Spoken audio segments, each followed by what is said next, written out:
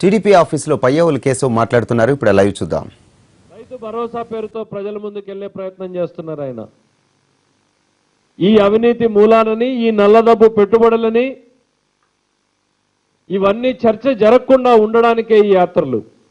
జగన్మోహన్ రెడ్డి గారిని ఒకటే అడుగుతున్నాం, ఈ హింగోర్ ఆఫ్ ఇన్వెస్ట్ కానీ, భాస్కర్ ఫండ్ మేనేజ్మెంట్ కానీ, ఈ డెల్టా కంపెనీలు కానీ, వీటికి అధిపతులు ఎవరు? వీరికి మీ కంపెనీలకి ఉన్న సంబంధ బాంధవ్యాలు ఏంటి? ఎందుకంటే అవన్నీ పరిశోధనలోకి వెళ్తే తెలుస్తున్నది ఏంటంటే కనీసం అడ్రస్లు కూడా లేకుండా పోయిన ఈ కంపెనీలు, వేల కోట్ల రూపాయలు పెట్టుబడులు పెట్టినటువంటి కంపెనీలు ఇవన్నీ. జగన్మోహన్ రెడ్డి గారి దాంట్లోకి కొన్ని పదుల కోట్లలో పెడితే మిగిలిన దగ్గర వందల కోట్లలో పెట్టుబడులు పెట్టినటువంటి కంపెనీలు ఇవాళ అడ్రస్ కూడా లేనటువంటి పరిస్థితుల్లో ఉన్నాయి. ఇవేవి కూడా పబ్లిక్ లిమిటెడ్ కంపెనీలు కాదు, కేవలం 10 మంది వ్యక్తులు 20 మంది వ్యక్తులు కలిపి నిర్మించుకున్నట్టు. ఈ కంపెనీల వివరాలు ఏందో ప్రజలకు చెప్పండి. మాకు శుద్ధులు జనానికి నీతులు చెప్పే ముందు మీ గురించిన నిజాలు ప్రజలకు వివరించండి. పొద్దున్న లేస్తేనే మాకు శుద్ధులు చెప్తారు, జనానికి నీతులు చెప్తారు, మీ గురించి నిజాలు మాత్రం చెప్పరు. మీ కంపెనీలకు పెట్టుబడులు ఎక్కడి నుంచి వచ్చాయి, ఆ పెట్టుబడుల వెనుక నల్ల డబ్బు ఎక్కడ మొదలైంది, ఆ నల్ల డబ్బు మూలాలు ఏంటి అనేటువంటిది కూడా జనానికి చెప్పండి జగన్మోహన్ రెడ్డి గారు.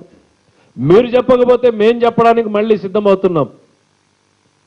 దేశవ్యాప్తంగా చర్చ జరుగుతున్నటువంటి నేపథ్యంలో నల్లధనానికి సామ్రాట్టుగా మిగిలినటువంటి నువ్వు, నల్లధనం జగన్మోహన్ రెడ్డి రెండు అవిభక్త కవలలు.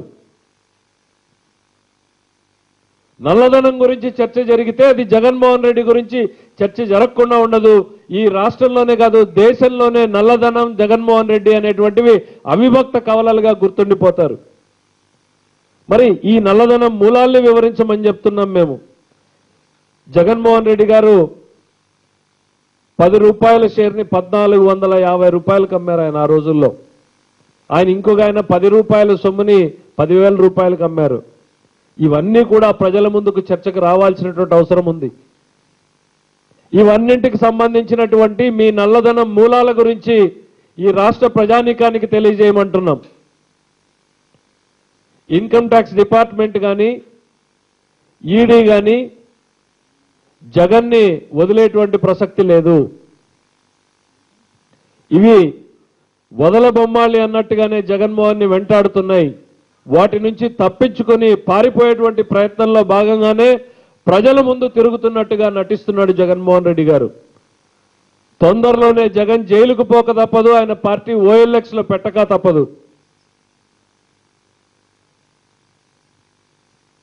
ఇవన్నింటికి సంబంధించినటువంటి నిజాల్ని జగన్ జైలుకు పార్టీ OLXకు పోకముందు పాప ప్రక్షాళన చేసుకోమంటున్నాం.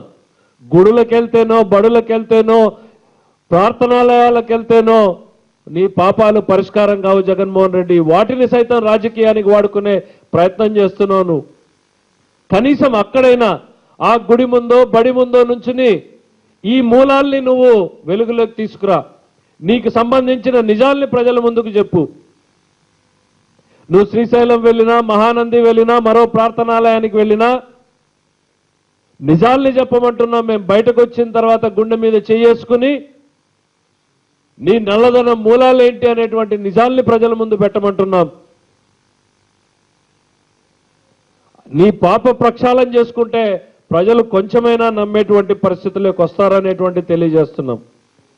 జగన్మోహన్ రెడ్డి గారు తెలుగుదేశం పార్టీ అధికారంలోకి వచ్చిన తర్వాత, సాగునీటి ప్రాజెక్టులకు ప్రాధాన్యత పెంచిన తర్వాత, 100 గంటల రివ్యూలు చేసి ప్రాజెక్టుల మీద పడుకుని ప్రాజెక్టుల్లో నీటిని అందించేటువంటి కార్యక్రమాలు ప్రారంభమవుతుంటే విలవిల్లాడిపోతున్నారు జగన్మోహన్ రెడ్డి గారు. తన పునాదులు ఈ నీళ్లలో పడి కొట్టుకుపోతున్నాయనేటువంటిది అర్థమైపోతోంది.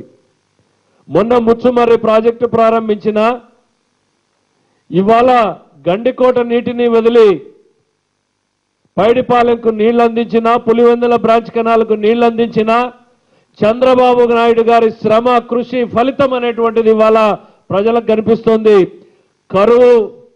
కరువుతో కన్నీళ్లు చూసినటువంటి రాయలసీమ రైతులకు ఇవాళ నిజమైన నీళ్లను చూసి ఆనంద బాష్పాలు రాలుతున్నాయి. వాటిని చూస్తే